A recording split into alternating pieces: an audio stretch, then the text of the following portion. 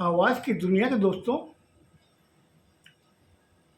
कल जब छोटू ने ऑफिस से फ़ोन किया सुलोचना को कि और क्या हाल-चाल है घर के। उसने कहा हाल-चाल सब ठीक है, सब अपने कंपनी में ही हैं और मुझे लगता है कि एक कमरे में बैठ के ये लोग सब मीटिंग कर रहे हैं। बोले तुमसे किसी ने बात की? बोले नहीं किसी ने बात नहीं की, सब अपने कमरे में ही है। बोले ठीक है कोई बात नहीं, शाम को आऊँगा तब देखता हूँ कि भाइयों की क्या वर्ज़न है, क्या उनकी भाषा है, मुझे भी जाननी बहुत ज़रूरी है। इतना कहने के बाद में उसने फ़ोन रख दिया। शाम को जब घर में आया तो देखा कि हॉल में तीनों भाभियाँ बैठी हुई हैं, तीनों भाई बैठे हुए हैं, बच्चे वहाँ नहीं थे। तो देखते ही मेरा माथा थोड़ा ठनका छोटू का कि ज़रूर कोई ना कोई ख़ास बात है। इतना कहने के बाद में वो सीधा कमरे में गया, जाके उसे सुलोचना से कहा सुलोचना एक गिलास मेरे लिए पानी लेकर के आ। वो किचन में गई, जाके वो पानी लेकर के आई। आने के बाद में उसे दिया, देने के बाद उसने पिया। पीने के बाद में कहा कि सुलोचना इन लोगों ने तुमसे कोई बात की? बोले नहीं मुझसे कोई बात नहीं कर की है और आधे घंटे से ये लोग हॉल में बैठे हुए हैं। बोले चलो बहुत अच्छी बात है। इतना कहने के बाद के अंदर पानी पी के उसने कहा चल हॉल में चल। बोले आप जाइए ना, आपके भाई हैं, आपकी भाभी, आप उनसे आप बात कीजिए। बोले तू भी चल, क्योंकि इस घर में तेरी जितनी इम्पोर्टेंस है ना उतनी उनकी भी है, मेरे साथ चल। उसको साथ में लेके आया, आकर के सोफे में दोनों जने बैठे। बैठने के बाद में छोटू ने कहा भैया राकेश भैया क्या हालचाल है? बोले सब ठीक है, तुम्हारा इंतजार कर रहे थे। छोटू ने कहा मेरा इंतजार कर रहे थे? मुझे फ़ोन कर लेते मैं पहले आ जाता। कितनी देर से इंतजार कर रहे हो? बोले सब बातें छोड़ो, मुझे तुमसे कुछ खास बातें करनी है।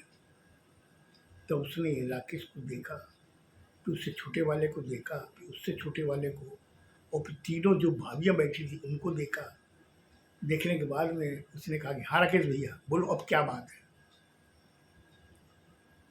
बोला बात ये है कि अब तुम अपने बोरिया बिस्तर बांधो और एक घर से निकलो।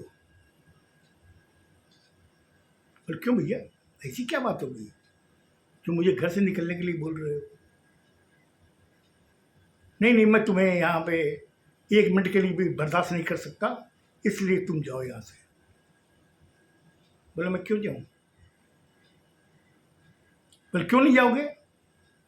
बोले मैं क्यों जाऊँ, यही तो मैं आपसे पूछ रहा हूँ कि मैं क्यों जाऊँ। इस घर से मेरे मम्मी और पापा की अर्थियाँ निकली है इस घर से, मैं नहीं जाऊँगा यहाँ से। मेरी मम्मी पापा ने मुझे ये जगह दे रखी है कि बेटा तू यहाँ से हिलना मत। और तुम्हारे मम्मी पापा ये बोल के गए हैं।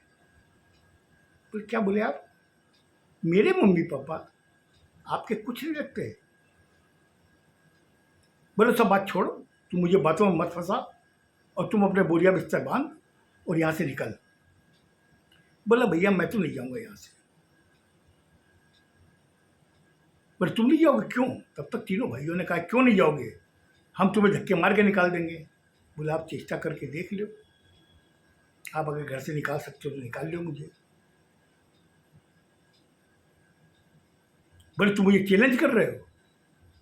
बोले भैया चैलेंज नहीं कर रहा हूँ, मैं आपसे गुजारिश कर रहा हूँ कि मैं घर से नहीं जाऊँगा, उन्नत जाने के लिए मुझे आप कहिए। इतना कहने के बाद में वो तीनों जने उठे। उठते देखा कि वकील गेट पे खड़ा था। उसने कहा कि अरे आप? बोला हाँ हाँ। छोटू ने उनको देखा, बोला अंकल आप कैसे? बोला बेटा राकेश ने मुझे बुलाया था। बोले राकेश? राकेश भैया ने आपको बुलाया? बैठिए बैठिए बैठिए। बैठाया। बोला आप बोलिए। राकेश ने कहा कि वकील साहब मैंने इससे कहा कि अपना बोरिया बिस्तर बांधो और यहाँ से चला जाइए। ये बोलता है कि मैं नहीं जाऊँगा। अब आप इनको बोलिए ताकि ये घर से निकले, क्योंकि मुझे ये मकान बेचना है। और ये जब तक रहेगा तब तक रोड़ा अटकाएगा, इसलिए मुझे बेचना है, बेच के हम लोगों को निकलना है यहाँ से। तब वकील छोटू की तरफ मुखाबित हुआ। छोटू की तरफ देखा, देखने के बाद मैं कहा, छोटू तुम क्या चाहते हो? बोला, अंकल मैं तो ये बोल रहा हूँ कि मैं यहीं रहूँगा, मैं इस घर से नहीं जाऊँगा। क्यों? कि मेरे मम्मी पापा की अर्थी भी इसी घर से निकली थी, और मैं यहाँ से नहीं जाऊँगा। और मैं तभी जाऊँगा जब मेरी अर्थी यहाँ से निकलेगी। वकील ने कहा कि बेटा इसी बात क्यों बोलते हो? बोलो क्या बोलूँ?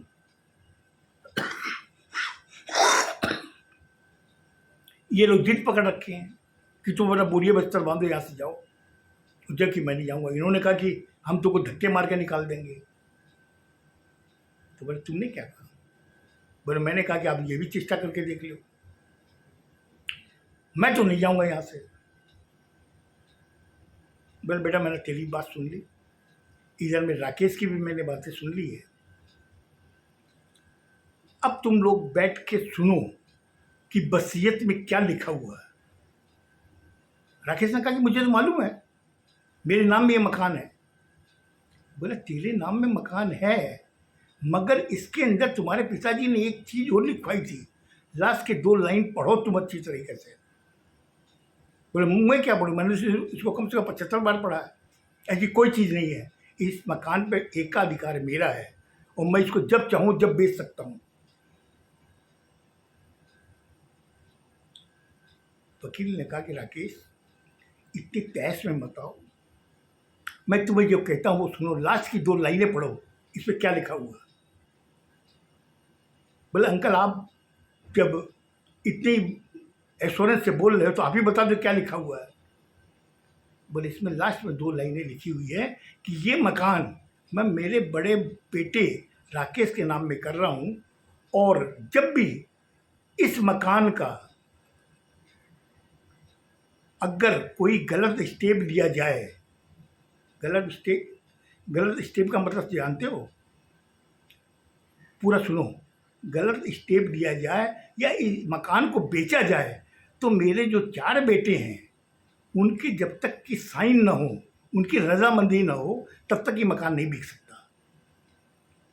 बोले नहीं नहीं ऐसा नहीं लिखा हुआ। बोले देख लो इसमें। उसने वसीयत उसके सामने रख दी राकेश के। बोले देखो पढ़ो इसको क्या लिखा हुआ। राकेश ने जब पढ़ा, पढ़ने के बाद में एकदम वो ऐसा लगा जाने कि 100 घड़े पानी उसके सर पे गिर गए। उसने कहा मेरे पापा ने मेरे साथ धोखा किया।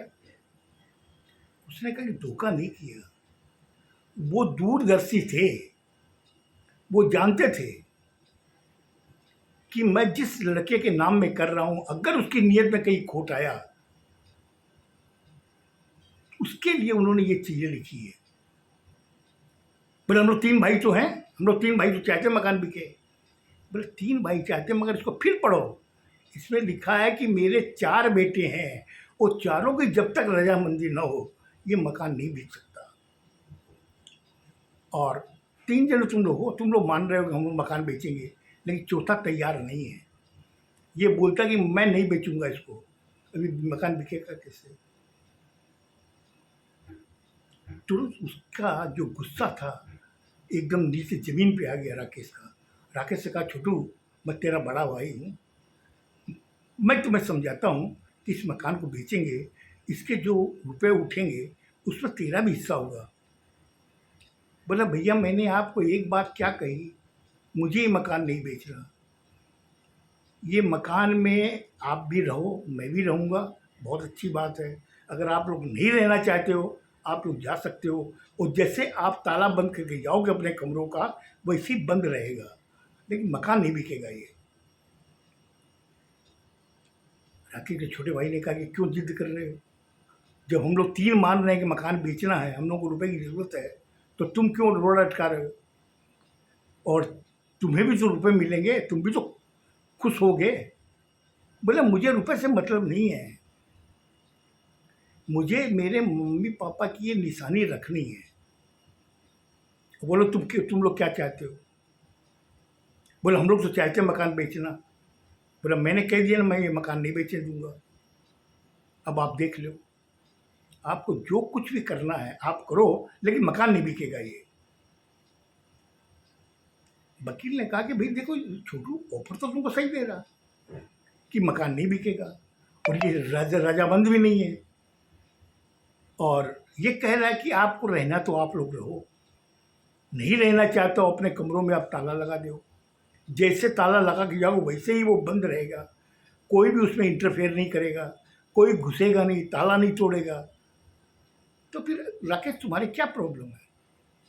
अब तुमसे मैं एक सवाल पूछता हूँ। बोले हाँ वकील साहब पूछिए, क्या बात पूछना चाहते हैं? आपने तो मुझे एकदम सड़क पे ला के खड़ा कर दिया।